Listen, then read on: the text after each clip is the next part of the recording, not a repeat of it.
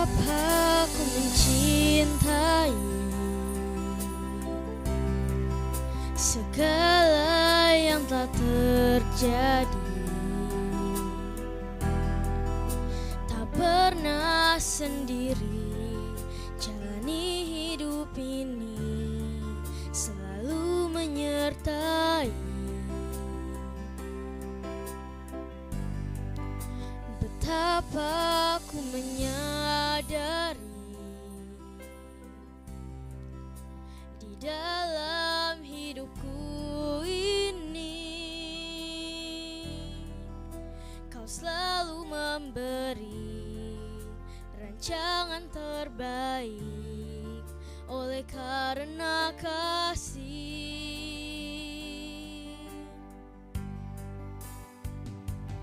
Bapa, sentuh hatiku, ubah hidupku menjadi yang baru, bagai emas yang murni.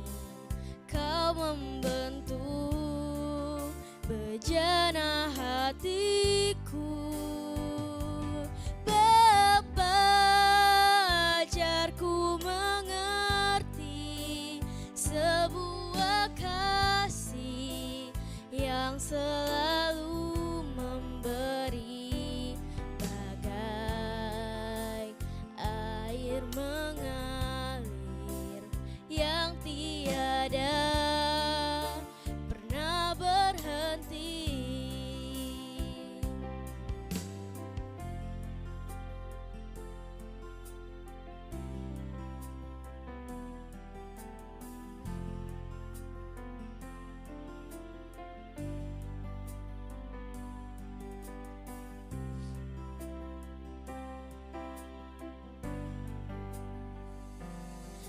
Bapa, sentuh hatiku, ubah hidupku menjadi yang baru, bagai emas yang murni. Kau membentuk bejana hatiku. Ajarku mengerti sebuah kasih yang selalu memberi, bagai air mengalir yang tiada pernah berhenti, yang tiada pernah berhenti.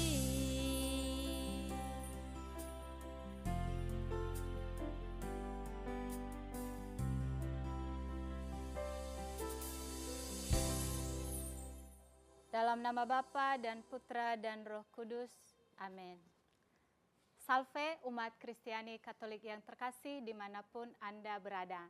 Senang sekali rasanya saya Yuli Giawa bisa menyapa Anda kembali dalam program Pelita Kasih.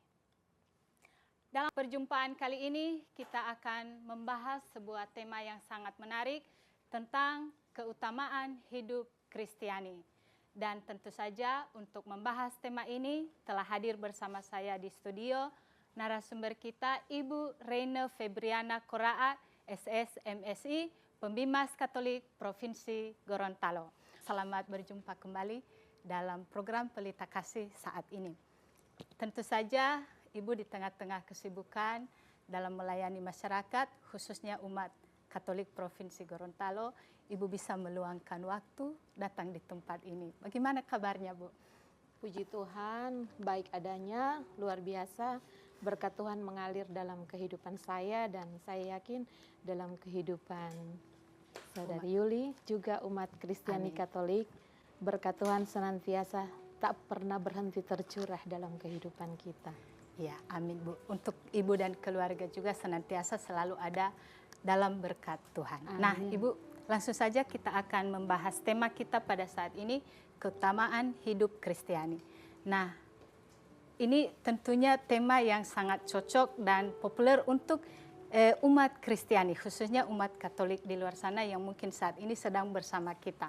Kira-kira apa saja yang pokok-pokok menjadi keutamaan dalam hidup seorang umat Kristen? Terima kasih, saya menyapa umat Kristiani Katolik, salam jumpa. Puji Tuhan kita bisa berjumpa lewat siaran Pelita Kasih.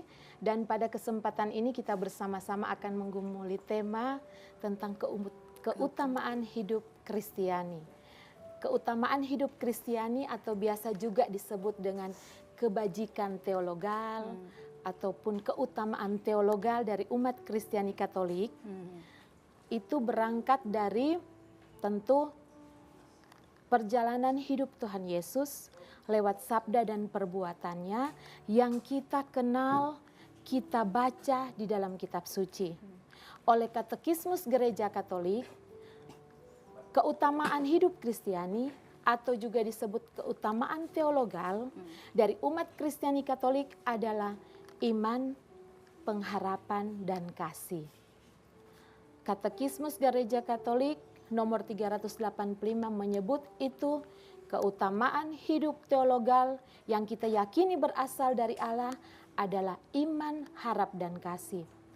Apa yang dituangkan dalam Katekismus Gereja Katolik ini adalah refleksi terhadap apa yang ditulis oleh para rasul, oleh murid-murid Yesus, kesaksian iman para rasul, gereja perdana yang tertuang dalam kitab suci tentang bagaimana Yesus hidup dan mengajarkan tentang cara hidup sebagaimana yang dikehendaki Tuhan. Kita bisa lihat di dalam surat Rasul Paulus yang pertama kepada jemaat di Korintus, bab 13 ayat 13, di situ dikatakan, demikianlah tinggal ketiga hal ini, yaitu iman, pengharapan, dan kasih. Dan yang paling besar di antaranya ialah kasih. Hubungan ketiga hal ini yang menjadi kebajikan atau keutamaan hidup Kristiani Katolik secara juga mendalam direfleksikan dalam surat Yakobus. Kita lihat di sini surat Yakobus yang pertama ayat 2 sampai dengan 4. Melihat hubungan iman, harap, dan kasih. Saudara-saudaraku, anggaplah sebagai suatu kebahagiaan apabila kamu jatuh ke dalam berbagai-bagai pencobaan. Sebab kamu tahu bahwa ujian terhadap imanmu itu menghasilkan ketekunan. Dan biarkanlah ketekunan itu memperoleh buah yang matang supaya kamu menjadi sempurna dan utuh dan tak kekurangan suatu apapun. Dan masih ada lanjutannya pada ayat 5, tetapi apabila di antara kamu ada yang kekurangan hikmat, hendaklah ia memintakannya kepada Allah yang memberikan kepada semua orang dengan murah hati dan dengan tidak membangkit-bangkit, maka hal itu akan diberikannya kepadanya. Dan itu dikatakan di sini kepada kita bagaimana iman, pengharapan, dan kasih menjadi kebajikan kita, menjadi pernyataan kita, ekspresi kita sebagai umat Kristiani Katolik. Ini kita yang mengimani Yesus sebagai Tuhan. Inilah cara hidup kita, beriman, berharap, dan mengasihi. Atau dengan tadi yang sudah disingkat, iman, harap, dan kasih. Ya seperti itu atau masih bagaimana menurut? Ya. Jadi dalam kehidupan sehari-hari sebagai seorang umat Kristiani tentunya khususnya murid-murid Tuhan kita Yesus Kristus harus memiliki iman, harap, dan kasih dalam menjalani kehidupan sehari-hari. Nah, dari ketiga pokok ini Ibu, misalnya dalam kehidupan sehari-hari ini kan sebagai umat beriman ada banyak tantangan, ada banyak pergumulan dan juga segala macam kesulitan dalam kehidupan kita sehari-hari. Nah, kira-kira apa peran dari kata iman itu sendiri dalam kehidupan umat Kristiani untuk menanggapi tantangan-tantangan itu dan menjawab setiap kesulitan di dalam kehidupan sehari-hari? Iya. Pertama kita harus tahu apa sih iman itu. Iman adalah jawaban bebas, tanggapan bebas manusia atas pewahyuan diri Allah. Sebagai umat Kristiani Katolik, kita percaya bahwa Allah yang transenden, yang tak kelihatan, yang jauh di atas sana, transenden, itu membuka dirinya bagi manusia dengan turun dan lahir ke dunia. Allah hadir, dia yang jauh di atas sana hadir ke dunia. Itu kita bilang Allah yang transenden dan imanen. Transenden jauh, imanen hadir. Nah, sebagai umat beriman, kita menjawab pewahyuan Allah dengan kebebasan bahwa ya, aku percaya Engkau Allah. Aku percaya Engkau Bapa yang menciptakan. Aku percaya Engkau yang datang ke dunia lewat putramu Yesus Kristus. Ingat di kredo kan, pernyataan iman. Aku percaya akan Allah, Bapa yang Maha Kuasa, pencipta langit dan bumi, dan akan Yesus Kristus putranya yang tunggal. Itu iman kita, dan kita dengan bebas mengatakan, aku percaya. Itulah iman. Nah sekarang bagaimana pernyataan iman yang selalu kita ungkapkan di dalam misa hari Minggu, kita praktekkan dalam kehidupan sehari-hari. Benarkah kita mempercayai Allah? Dia yang menciptakan langit dan bumi, dia yang turun dalam diri putranya Yesus Kristus, dia yang menderita. Apakah kita sungguh percaya? Bagaimana kita percaya itu? Sebagai orang beriman di tengah tantangan dunia ini, kita percaya bahwa Tuhan itu ada. Tuhan berkarya dengan caranya. Kita percaya bahwa dia yang tak kelihatan saat ini ada bersama dengan kita. Caranya bagaimana? Ya kita tentu teguh di dalam iman kita. Kita kuat di dalam menjalani penderitaan kita. Karena kita ingat Tuhan Yesus katakan, siapa yang mau mengikuti aku, ia harus apa pertama? Menyangkal dirinya. Menyangkal dirinya. Kenapa itu pertama? Karena kita mau menuruti kehendak Bapa itu, kita harus melepaskan keegoisan kita, keakuan kita. Kita menjalankan sesuatu bukan karena keinginan, tetapi karena kehendak Allah. Dan itu harus lepaskan keegoisan. Kita harus mencintai musuh-musuh kita. Bisa tidak? Karena Tuhan Yesus katakan, kita berbuat baik kepada orang yang berbuat baik kepada kita, orang jahat pun melakukan itu. Tetapi sebagai muridku, engkau harus lebih dari itu. Mencintai musuh-musuhmu, mendoakan mereka, bahkan memberkati mereka. Sebagai orang beriman, bisa tidak? Apa yang kita imani, mengampuni tanpa syarat, memberi, melayani, dan mengakui bahwa Bapa ada dan bekerja dalam kehidupan kita, percaya tidak? Sebagai umat Kristiani Katolik yang beriman bahwa Allah menyelenggarakan kehidupan kita, kita harus percaya bahwa kesulitan kita saat ini, penderitaan kita saat ini, bukan berarti Allah membiarkan kita. Tetapi kesulitan dan penderitaan kita ini mengajarkan kita untuk lebih berpasrah kepadanya. Kuat menjalani semuanya itu dengan berdoa, dengan bertekun menghadapi semua itu tanpa mengeluh. Mengeluh hanya lewat doa kepada Tuhan, itu membuat kita sungguh-sungguh beriman kepada Dia yang menciptakan langit dan bumi dan menyelenggarakan kehidupan kita. Ada lagu yang sangat bagus. Ya Tuhan tiap jam. Yang lagu itu bagus sekali kan? Engkau menyertai aku kan tiap jam. Apakah benar kita yakin Tuhan tiap jam menyertai kita? Kalau kita mengimani bahwa setiap jam, bahkan setiap detik kehidupan kita, Tuhan beserta kita, berarti kita tidak perlu takut. Dan kita jangan jatuh dalam dosa karena mata Tuhan setiap detik terarah pada kita. Sehingga orang yang menjalani hidup di tengah tantangan dunia ini dengan iman yang teguh, dia adalah orang jujur dimanapun dia berada. Dia jujur bukan karena dilihat, tetapi jujur karena itu kehendak Tuhan. Dan Tuhan mau sebagai anak Tuhan dia harus jujur, adil, dia punya integritas, bukan melakukan sesuatu supaya dinilai orang baik, tetapi melakukan sesuatu karena itu yang benar dan baik. Membiasakan yang benar, bukan membenarkan yang biasa. Itulah orang beriman. Dia selalu melihat bahwa perjalanan hidupnya bukan cuma dia tahu. Biar torang dah putuskan dalam hati, cuma kita kuat. Tidak, ada mata Tuhan terarah pada orang, sehingga dia melihat setiap kata dan perbuatan kita selaras tidak dengan kehendaknya.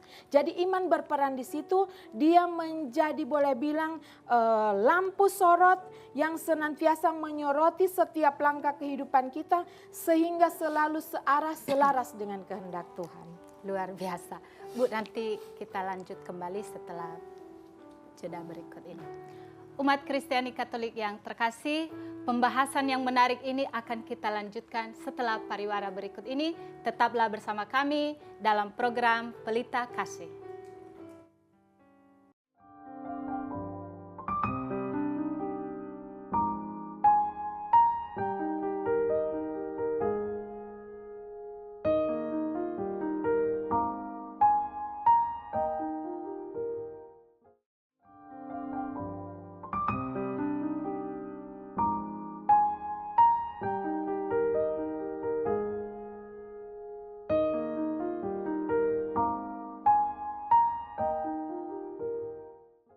Umat Kristiani Katolik yang terkasih, terima kasih karena Anda masih setia bersama kami dalam program Pelita Kasih. Baik Bu, kita lanjutkan pembahasan kita tadi. Iman ini kayaknya tadi waktu di penjelasan Ibu lebih terarah kepada kekuatan pribadi seorang Kristiani dalam menghadapi kehidupan seseorang. Bagaimana kita menjawab tantangan-tantangan, kesulitan-kesulitan dalam hidup sehari-hari dengan kata iman. Percaya kepada Allah yang jauh yang tidak dapat dilihat, tetapi sungguh-sungguh hadir di tengah-tengah kita. Sungguh ada dalam kehidupan kita, jika kita memiliki iman tentunya. Nah, masih pokok yang berikutnya Ibu tentang kasih.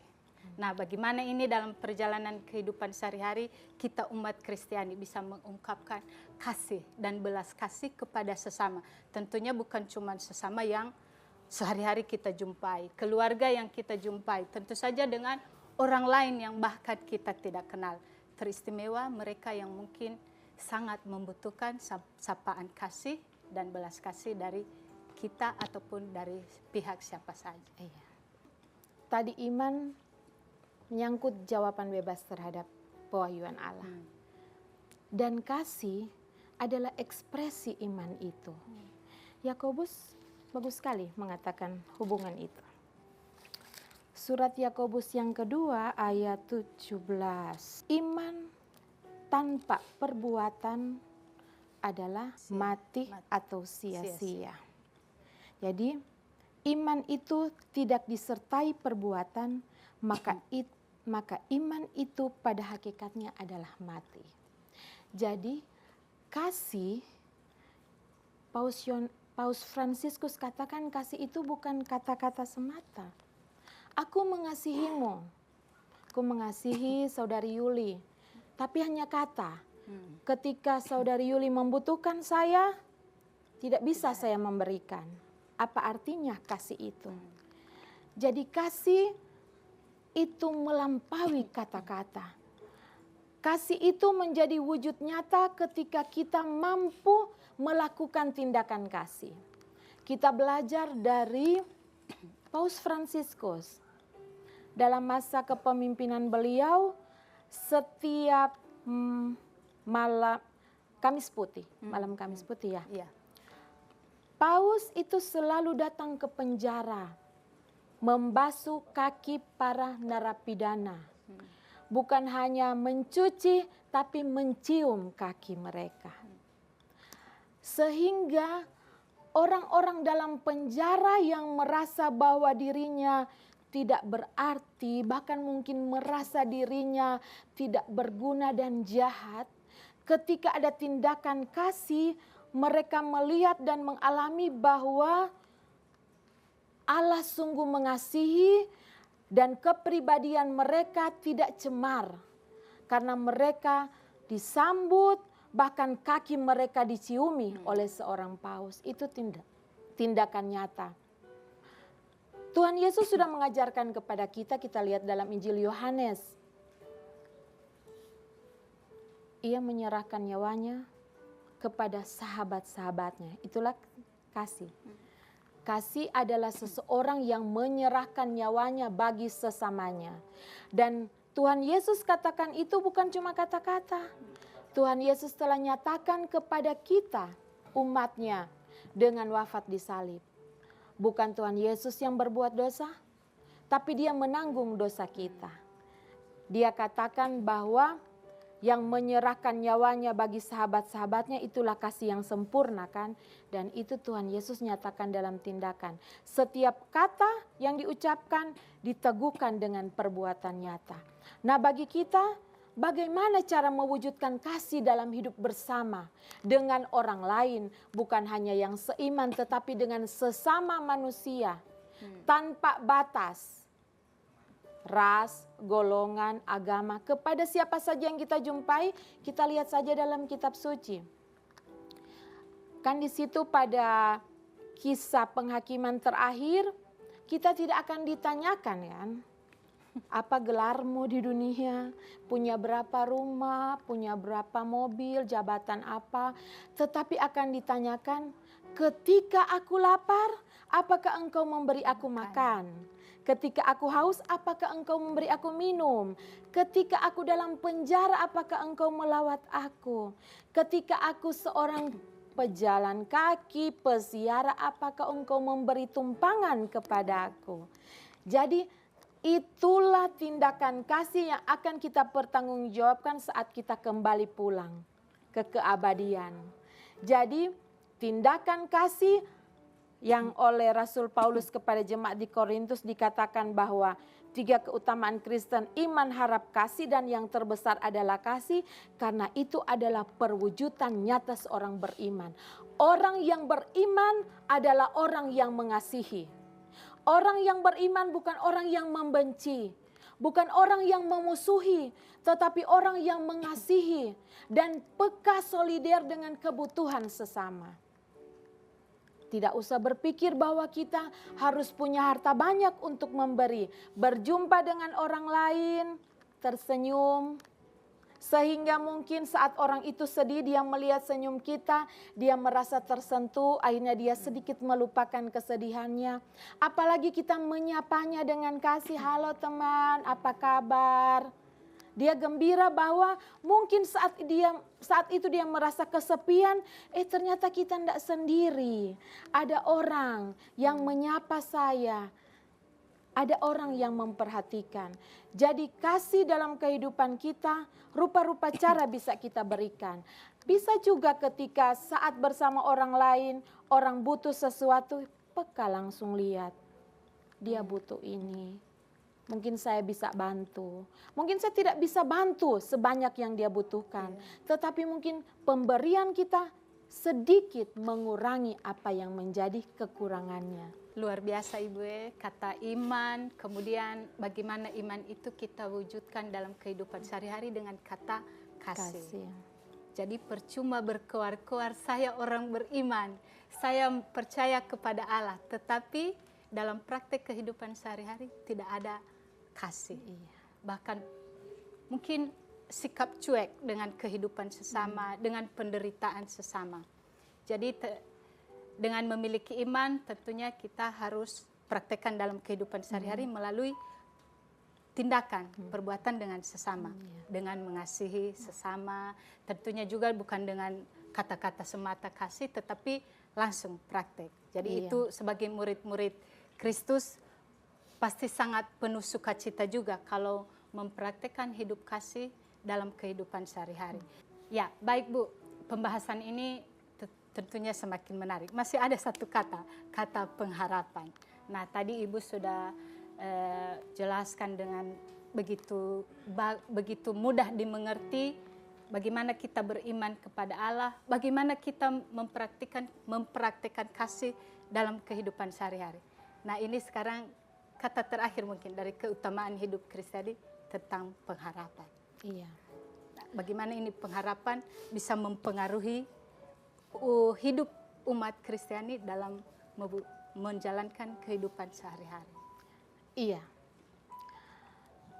Saudari Yuli, kadang dalam kehidupan kita sehari-hari, kita bertemu dengan sesama kita yang pada suatu titik tertentu dia mengalami suatu, boleh dalam tanda petik disebut kebablasan.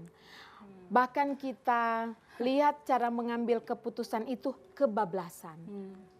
Banyak sekarang kasus misalnya ada yang bunuh diri. Iya. Ya. Kenapa pengharapan itu perlu menjadi kebajikan bagi umat Kristiani Katolik? Anda punya iman, Anda punya kasih, tetapi apa artinya jika Anda juga tidak berpengharapan? Ada satu pengalaman saya,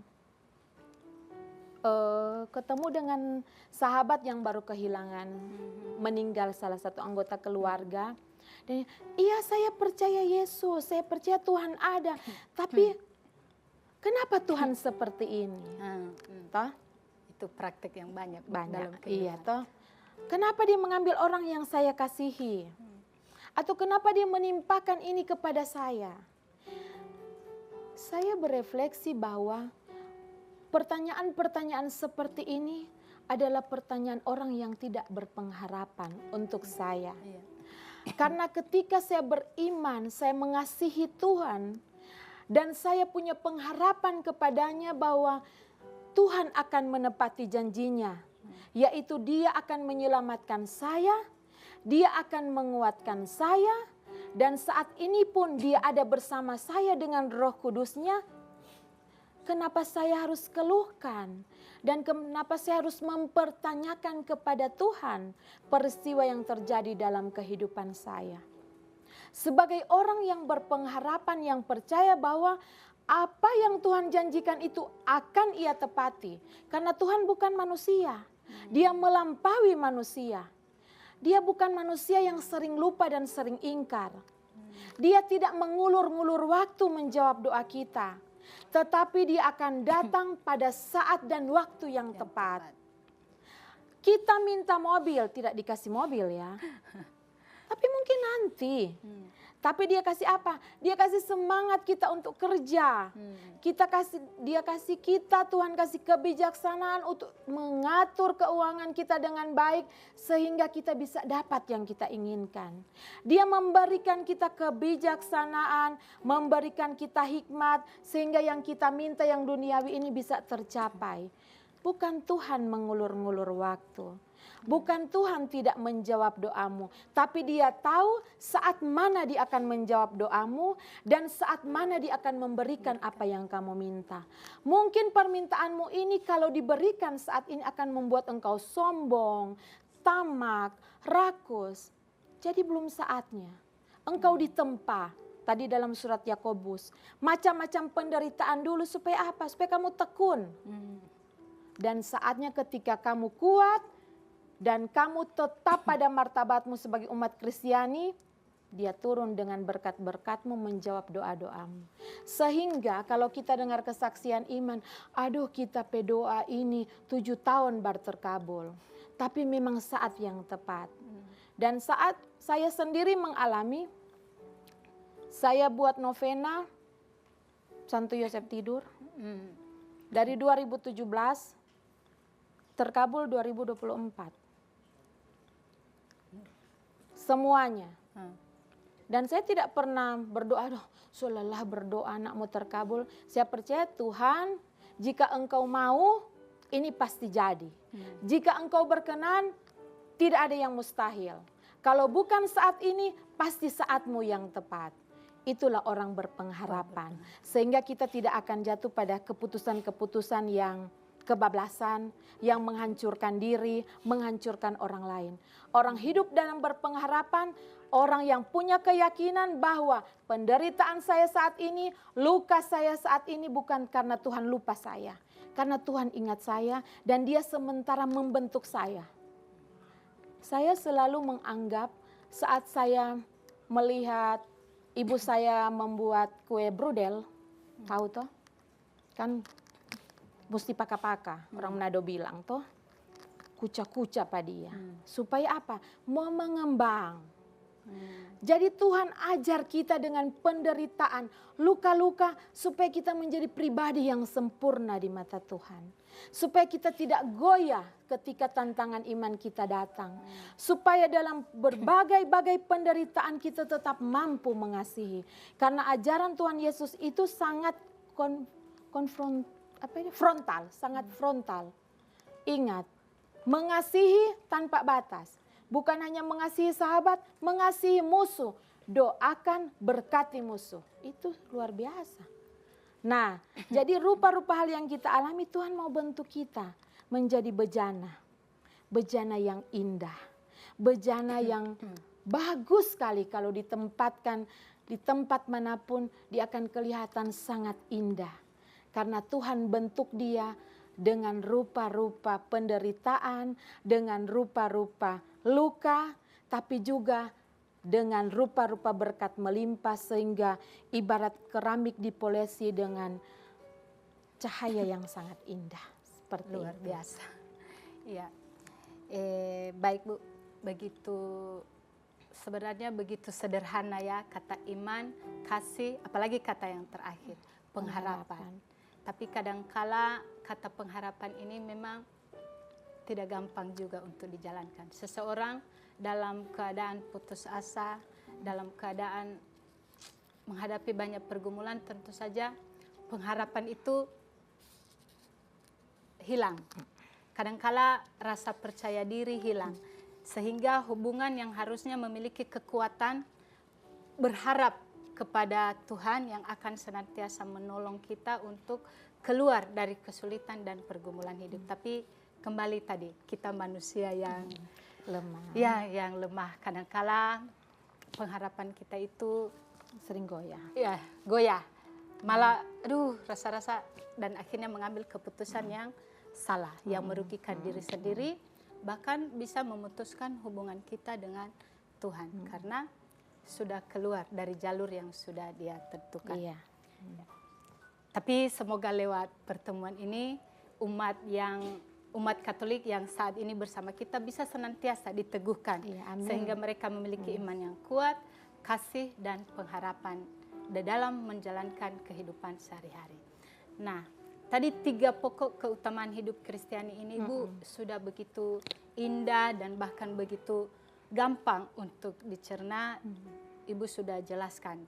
Nah, kira-kira Bu, sekarang tahapnya begini, bagaimana kita umat Kristiani bisa menjaga kekudusan dan kesucian itu, tentunya yang ada kaitannya dengan 3 pokok keutamaan hidup Kristiani tadi di dalam kehidupan sehari-hari.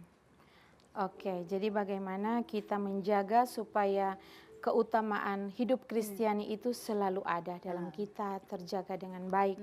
Kita lihat saja dalam Injil Lukas bab 21 ayat 34 sampai 36. Saya bacakan supaya yang di rumah juga bisa ambil kitab suci dan membaca.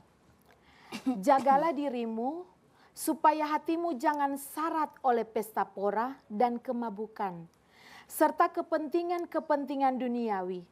Dan supaya hari Tuhan jangan dengan tiba-tiba jatuh ke atas dirimu seperti suatu jerat. Sebab ia akan menimpa semua penduduk bumi ini.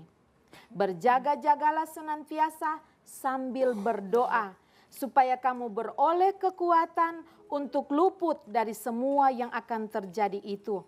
Dan supaya kamu tahan berdiri di hadapan Anak Manusia.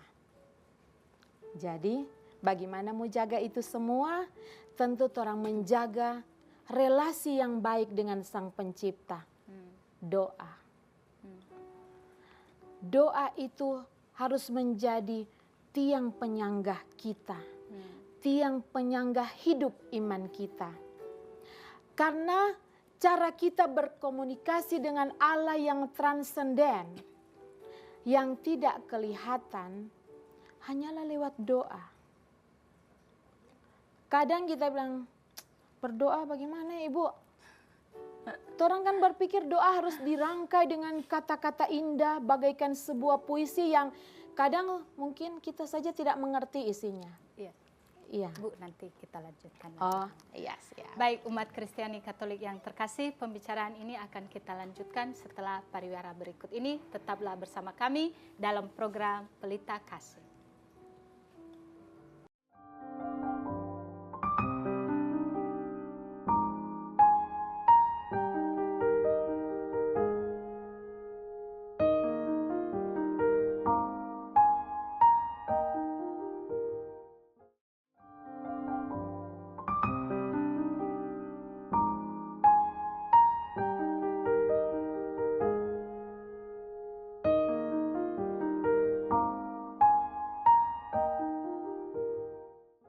Umat Kristiani Katolik yang terkasih, terima kasih karena Anda masih setia bersama kami dalam program Pelita Kasih. Baik Bu, kita lanjutkan. Tadi kita sudah sampai di bagaimana menjaga itu kekudusan dan kesucian dalam kehidupan umat Kristiani sehari-hari. Iya. Jadi tadi saya katakan bahwa menjaga kekudusan dan kesucian hidup umat Kristiani itu doa. Doa yang menjadi tiang penyangga iman kita. Karena apa? Karena hanya lewat doa kita menjalin hubungan yang baik dengan Tuhan. Kita bisa berbicara dengan Tuhan. Kita bisa adukan seluruh pergumulan hidup kita hanya lewat doa. Nah, bagaimana doa itu? Tidak usah berpikir untuk merangkai kata-kata indah kayak buat puisi, tidak perlu. Bilang saja apa adanya. Tuhan, saya punya masalah, itu cara saya berdoa. Masalah saya ini Tuhan, tapi saya percaya bahwa masalah ini mengajarkan saya bahwa Tuhan ada dan Tuhan akan selalu menyertai saya. Jadi saya percayakan Tuhan, saya mau selesaikan saya punya masalah dengan ini Tuhan, ini. Kalau Tuhan berkenan, lancarkan. Kalau ini semakin menyesatkan, jauhkan. Cara berdoa, kita berbicara dengan pribadi yang transenden. Dengan begitu, kita sungguh-sungguh menjaga iman kita. Bahwa kita tidak berjalan sendiri. Saya selalu ingat kata-kata dari pasangan saya. Ingat saja, Mak. Kalau orang angkat tangan, Tuhan pasti turun tangan. Berarti kalau kita seangkat tangan Pak Tuhan dalam doa, kita yakin percaya sebagai orang yang berpengharapan, yang beriman kepadanya, dia pasti turun tangan. Tuhan pasti memberikan solusi yang pasti tidak menyesatkan saya. Baru-baru misalnya, ketika anak saya itu mengikuti ujian masuk ke CPNS. Oh, enggak lulus di tahap ini. Santai, karena apa? Percaya saja, kalau Tuhan mau kau di situ, kau di situ. Kalau dia bilang nanti kau di situ kau sesat, kau ditampal lain. Itu saya selalu bilang Pak anak-anak. Belajar saja. Kalau sementara kuliah, kuliah saja pekerjaanmu dan biar Tuhan bekerja bersamamu. Mencari pekerjaan kalau dia suka kau di situ, Tuhan suka kau di situ. Karena apa? Karena kau bawa dalam doamu. Tuhan, tolong saya mau cari pekerjaan. Apapun pekerjaan yang kau terima saat itu, percaya itu dari Tuhan kalau kau minta. Dan yakin jika kau temukan masalah di situ, dia pasti akan bantu. Seperti saya di sini sudah 22 tahun. Tahun 2002 ke sini. Saya punya janji kepada pastor yang saya yakin itu wakil Tuhan bahwa saya nanti pindah kalau dipindahkan. Jadi karena sampai sekarang belum pindah-pindah, jadi tetap di sini. Kenapa? Karena saya yakin kalau saya setia pada janji saya kepada Tuhan, saya Tuhan nanti pindah karena saya percaya ini pekerjaan darimu, saya tetap sini. Nah, jadi kita bertahan, bertekun pada janji saya kepada Tuhan bahwa yang saya geluti saat ini itu yang diberkatinya, itu yang Tuhan mau. Jadi saya cintai pekerjaan saya kerjakan semua. Dalam kesulitan, dalam bahagianya sama. Pokoknya bekerja dalam saat senang, saat susah saya tetap senang. Karena apa? Karena saya percaya kesulitan saya Tuhan ada dan dia bantu. Dan ini bukan cuma janji-janji palsu, PHP. Tuhan selalu bantu. Buktinya 22 tahun di sini dengan rupa-rupa pengalaman hidup, saya kuat berdiri. Bukan hebatnya saya, tetapi karena kasih Tuhan yang mengalir. Ya, luar biasa Ibu, memang kekuatan doa ini andalan setiap orang. Iya. Tidak harus oh pergi di tempat yang bagus, lalu menyusun kata-kata Tuhan. Itu bisa saja seperti saya misalnya dengan ibu curhat. Iya. Mungkin bisa juga dengan segala gejolak yang ada di dalam hati kita, bisa curhat kepada Tuhan melalui doa. Tapi ternyata Tuhan itu terbuka untuk setiap doa yang kita bawa kepadanya. Nah, mungkin Bu, ini yang terakhir. Ini peranan doa dan refleksi spiritual dalam kehidupan kita umat Kristiani. Bagaimana dua kata ini bisa dipadukan untuk membantu perjalanan, memberikan kekuatan kita untuk memiliki iman yang kuat kepada Tuhan. Iya, doa dan refleksi spiritual. Doa, saya berdoa kepada Tuhan. Refleksi spiritual adalah saya duduk dan merenungi perjalanan hidup saya dan bagaimana Tuhan bekerja dalam kehidupan saya. Doa dan refleksi spiritual melahirkan apa? Melahirkan iman yang pada awalnya iman warisan, karena orang tua saya Katolik menjadi iman yang saya pilih saat ini. Jadi saya Katolik bukan karena saya orang tua saya Katolik, tetapi karena saya memang meyakini saya selamat di Katolik.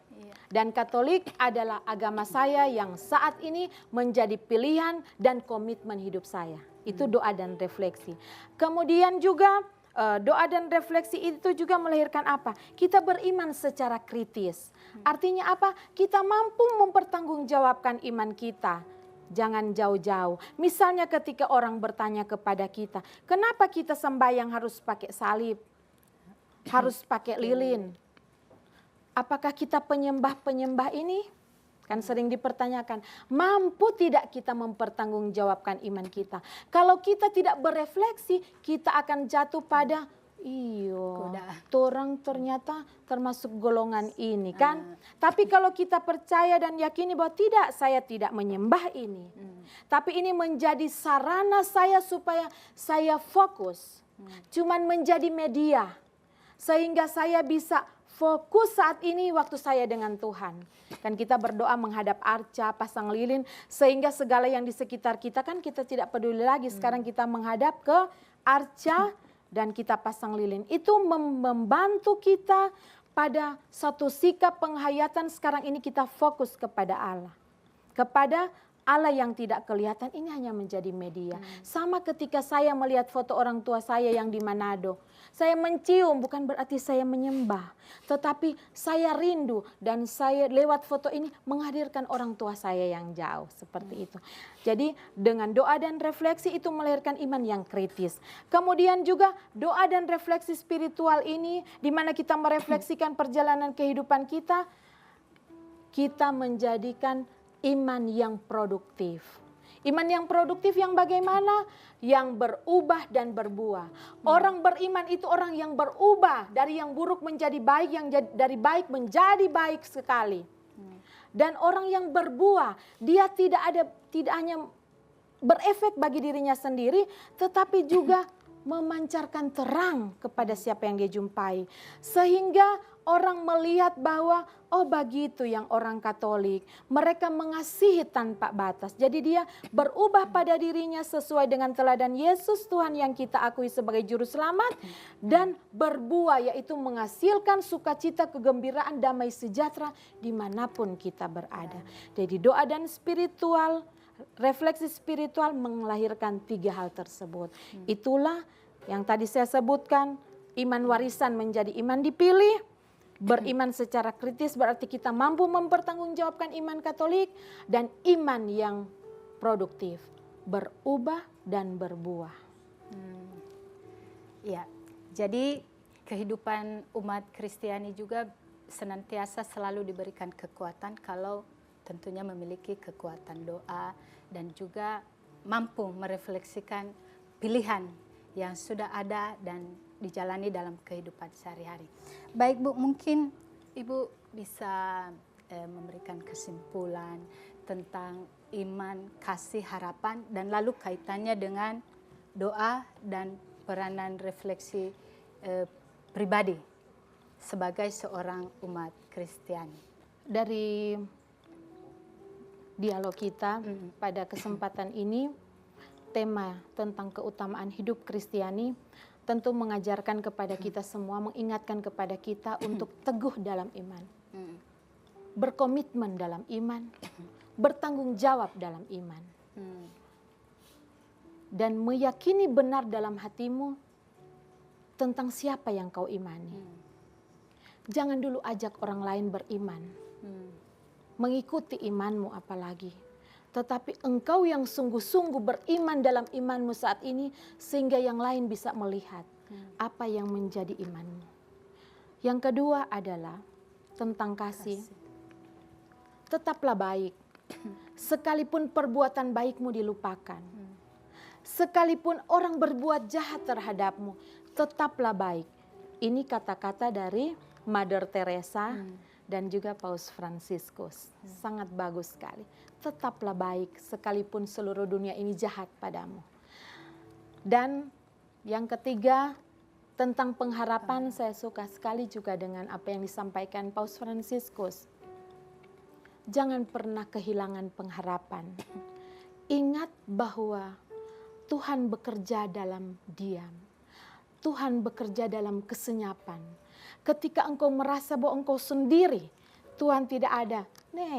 Ada Dia. Dia sementara bekerja sayang. Tetapi dengan caranya, dalam kesenyapannya, Dia melakukan apa yang kau butuhkan. Dan ingat, engkau tidak akan pernah sedikit pun hilang dari jangkauan mata Tuhan. Seperti itu. Dan yang menyangkut sekarang ini, jangan lupa berdoa. Saat mulai tadi, dari rumah pun sampai ke sini, saya berdoa, Tuhan bimbinglah dengan Roh Kudus-Mu agar saya mewartakan Engkau bukan diri saya. Sehingga apa yang Engkau kehendaki, itu yang mau saya katakan, seperti itu. Jadi biar rancangannya yang terjadi, bukan rancangan kita. Iya, baik. Luar biasa Ibu ya, ternyata kekuatan doa bisa memulihkan segala luka-luka yang ada dan juga memberikan ikatan yang kuat hubungan kita dengan Sang Pencipta. Dan juga tentunya hubungan dengan sesama. Bisa terpelihara melalui kasih. Ya, baik Bu, karena kita sudah sampai di penghujung. Ya. Mungkin Ibu bisa memimpin kita dalam doa.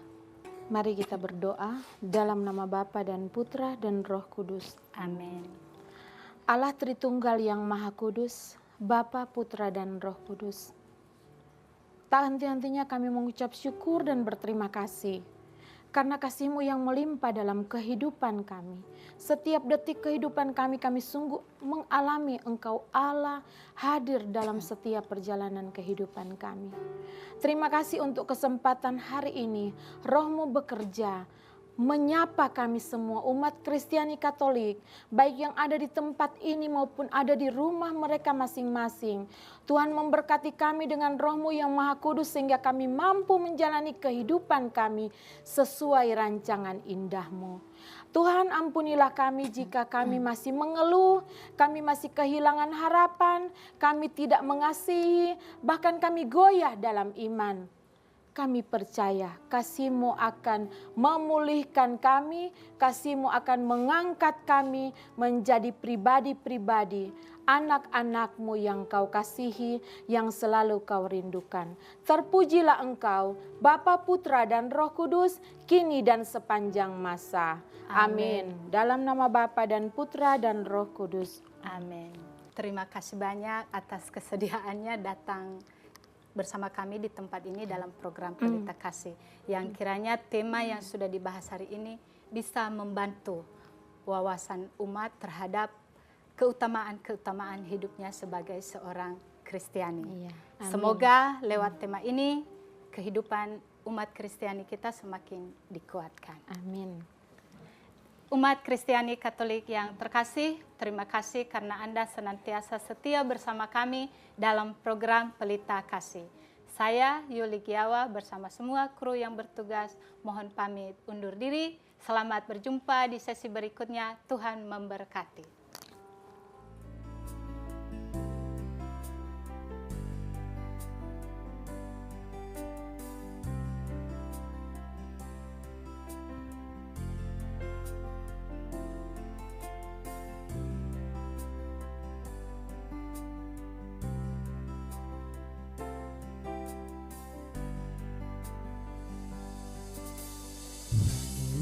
Maafkanlah jalan yang ia lalui, jauhkanlah dari segala godaan ini.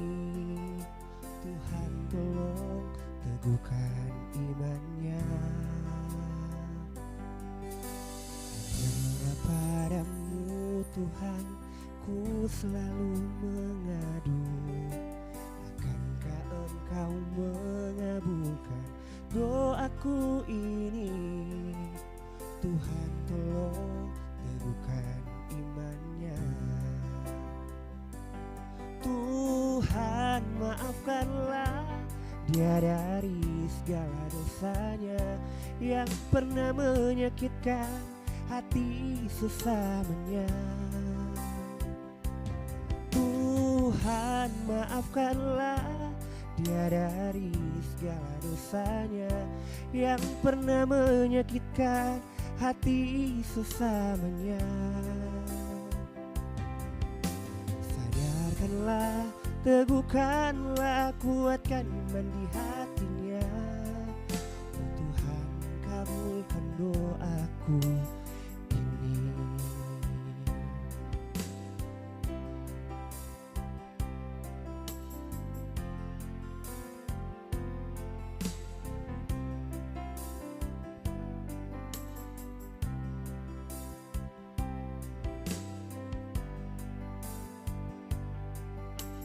Hanyalah padamu Tuhan ku selalu mengadu. Akankah Engkau mengabulkan doaku ini? Tuhan tolong teguhkan imannya.